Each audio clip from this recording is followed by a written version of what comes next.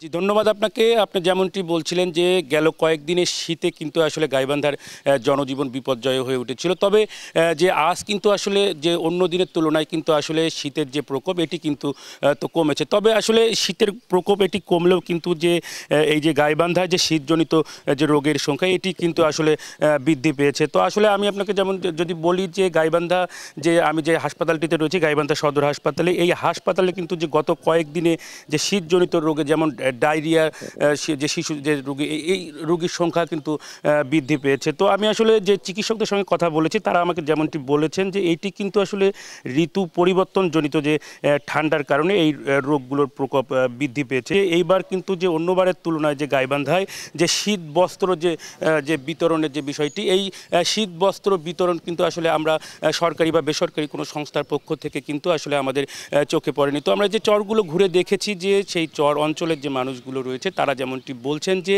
তারা এখনও পর্যন্ত সরকারি বা বেসরকারি যে সংস্থার কাছ থেকে যে শীতবস্ত্র বা বিভিন্ন প্রকার সহযোগিতা এটিও কিন্তু পায়নি। তো আসলে যে শীত কমার সাথে সাথে যে যেমন যে সুখবর রয়েছে আসলে একটি কিন্তু দুঃসংবাদও রয়েছে, যেটি যে আবহাওয়া যে অধিদপ্তর বলেছেন যে আগামী 14 যে 9 থেকে যে 14 তারিখ পর্যন্ত যে এটি যে শীতের প্রকোপ বৃদ্ধি পাওয়ার যে বিষয়টি এটি নিয়েও কিন্তু আসলে যে ছিন্নমূল মানুষ যারা রয়েছে খেটে খাওয়া মানুষ তারাও কিন্তু একটি দুশ্চিন্তার মধ্যে রয়েছে বলে আমাকে জানিয়েছেন। তো আসলে সব মিলে এই ছিল আমার কাছে গাইবান্ধা থেকে শীতের সবশেষ খবর।